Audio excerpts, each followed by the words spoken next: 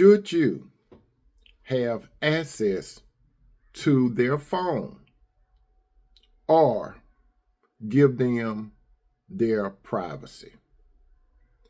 The telephone is somewhat like a diary. Let that sink in.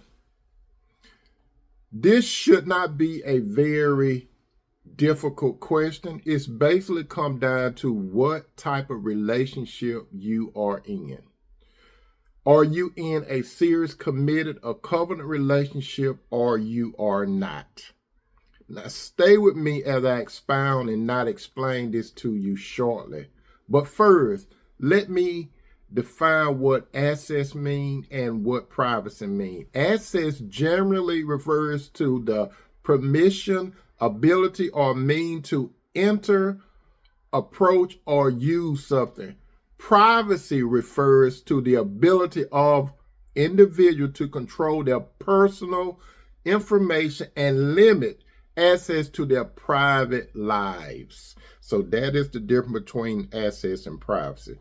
If you are not, again, if you are not in a serious, committed, and covenant relationship from God's point of view, this means that you are not married. Therefore, you have no rights to view that person's telephone, text messages, emails, or etc. You may be acknowledged before society and mankind as one. However, from God's perspective, he is not her husband and she is not his wife. Now, if you are in a serious, committed, and covenant relationship, your relationship calls for what is called transparency. Transparency means not having anything to hide, which is different from having things that should be kept private or confidential. As it is written in the book of Mark chapter 10, verse 8, and Jesus said this, and the two shall be one flesh. Key words, the two shall be one flesh. So they are no longer two, but one flesh. Therefore, if you are one, this means we, us, our, married.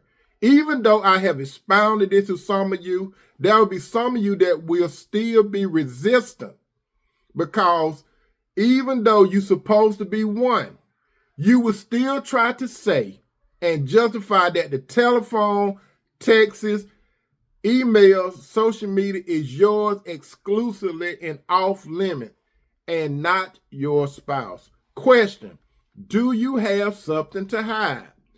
Being human and being in a serious, committed, and covenant relationship and going into each other's telephone, texts, email, and social media accounts will possibly cause a breakup of some unions, because there's still going to be a man or a woman that's going to do some shady stuff in the door.